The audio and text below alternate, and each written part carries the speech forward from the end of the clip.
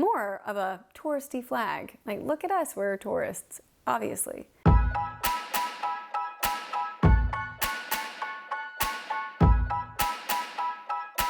I mean, obviously, I don't know you. Oh my gosh, I forgot about that. Oh yeah, that's how you do it too. I know you do.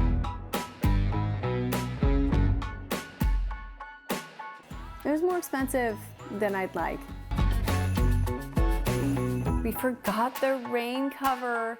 So we did have to buy ponchos, which I felt like made us even more of a touristy flag. Like, look at us, we're tourists, obviously.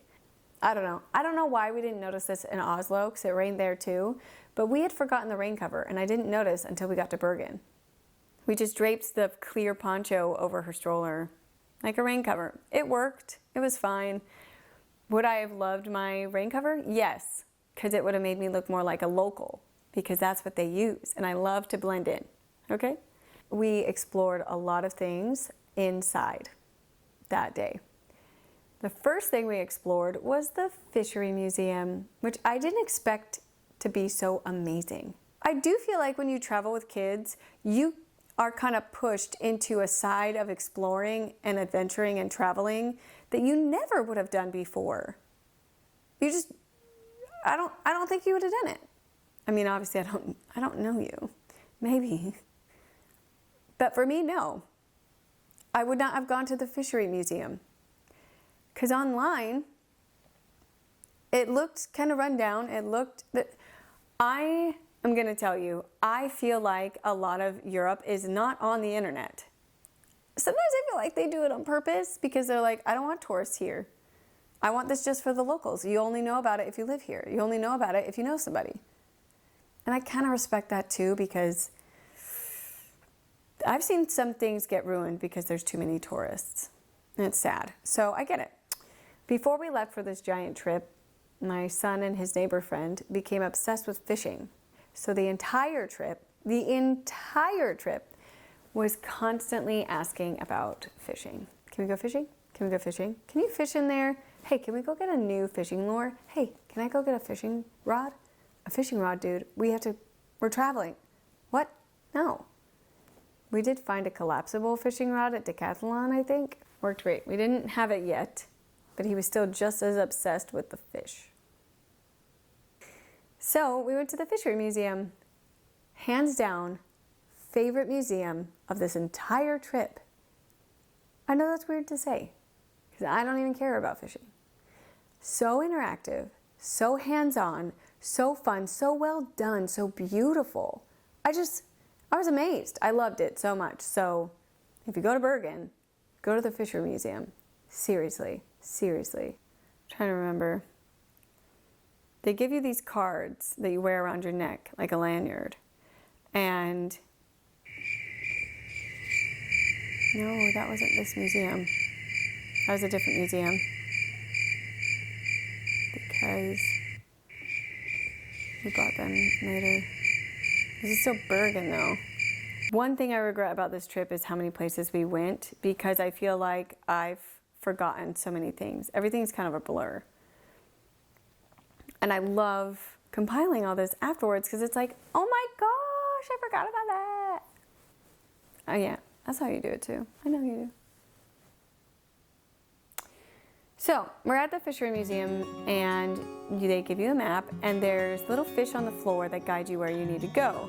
And you do one floor at a time and each floor is different and there's a scavenger hunt. You do it throughout the museum, keeps kids interacting. I thought that was going to be the most interactive thing about the museum because sometimes that's as interactive as they get for kids. So I was like, oh, this is nice. It's like the tip of the iceberg. Everything is for kids. You could touch things, climb on things. We climbed on the crab for like, I'm sure 30 minutes. I just sat there. I was just chilling, just relaxing. Really enjoying the views. The boats out there. It was just a beautiful view. And with the overcast, it was perfectly moody. Ooh, it was so beautiful. You were learning so much about fishing and the markets and fish themselves. Even Milo It was for all ages. I was so impressed by this museum.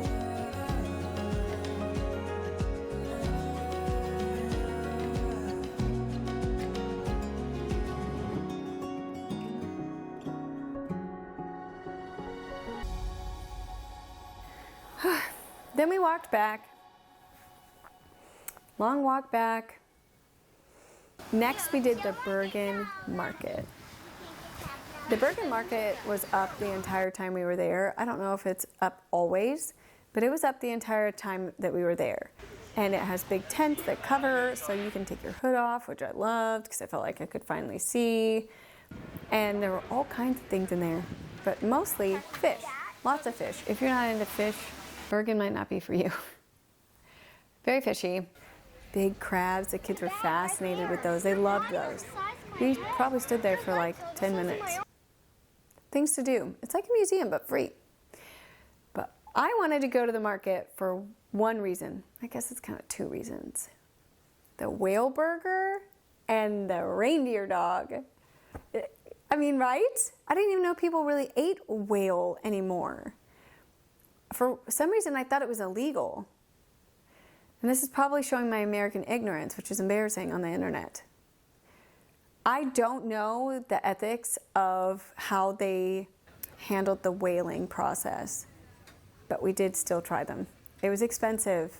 When we travel, we don't have the kids try new foods. We usually get them what they want, and then we as the adults, if we're feeling like we want to try something, we will try it and then offer it to them. Not everybody tried the whale burger. When I tried it, I thought that the dressing and the bread and everything that like went with the burger inside was amazing. I felt like the burger was a little too fishy for me. I didn't love it. So I only had like 1 or 2 bites. My 7-year-old ate half of it. This burger is the size of my face, and she ate half of it. I couldn't tell if it's because she was so hungry or if she really liked it, but she didn't say anything about it. She just kept eating it. I don't know. We all tried the reindeer dog. It tasted more or less just like a hot dog. I'd never had venison before, and personally I felt like after 3 bites, it was like a little gamey, which I've heard about venison. I don't know how much reindeer and venison are the same because I don't know my meats. Anyways, my son ate the rest of it after we all got like 1 bite, so he liked it. We also got some reindeer jerky, which by the time we got back, we weren't sure if it was still good, so we tossed it. So nobody ever tried that, but we did get it, and we got it for my husband to try because he didn't get it. We knew he would have loved that experience of trying things. He is such a foodie, and I'm not, so we did that for him. When we went to the iconic street with all the close buildings that were wooden, we did some window shopping, some souvenir shopping. The girls fell in love with these dolls. They wanted the dolls in the traditional Norwegian wear, and I loved that. That's a perfect souvenir, except for the fact that they wanted the porcelain ones. I was like, girls, no way. Like, it's gonna break for sure. So we finally found some plastic ones, and I loved that. And Parker had already gotten a pillowfish, a fish pillow from the fishery museum. He loves it. It was funny. It was like attached to his backpack the entire time. It was so funny. It was so great. I loved it. For myself, I kept crossing by this beautiful boutique, and there was a blue dress in the window, and I fell in love with it. And I ran in to check the price and the sizing, and it was more expensive than I'd like. It was a pretty expensive dress, I felt like, for just like a souvenir dress kind of thing. I also had no idea where I was going to wear this. That's the other thing.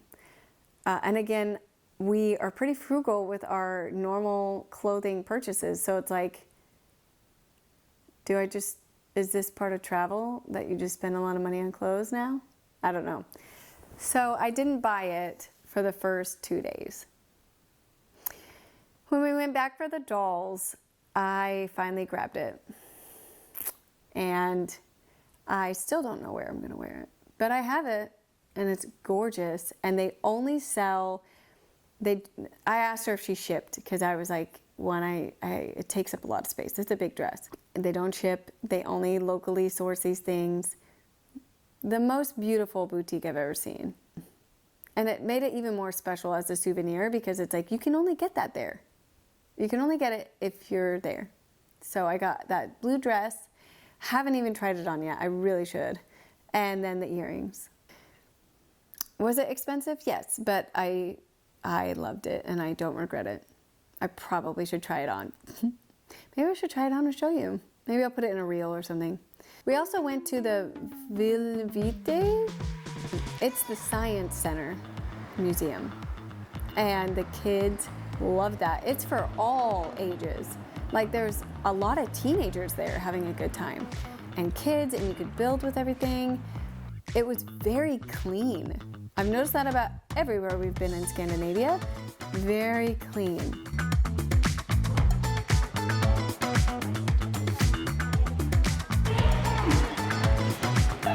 And I'm rainbow for the Bergen.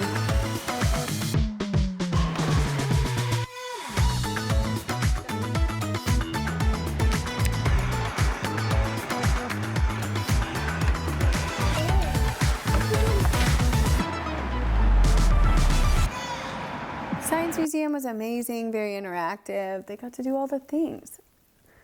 Every kid had something that was for them, and I felt very comfortable just letting them roam and do their own thing individually, which is very different than when we're in America. I feel like I'm watching them so closely when they're in America, but here I don't feel the need. It feels very safe, so. There's also a garden that we went to, just walked through it, explored. Kids just had a good time. Leading up to the last day of Bergen, we did have to cut it short, which I was very upset about. When we were getting ready to get our train from Oslo to Stockholm, there was something wrong with our reservation.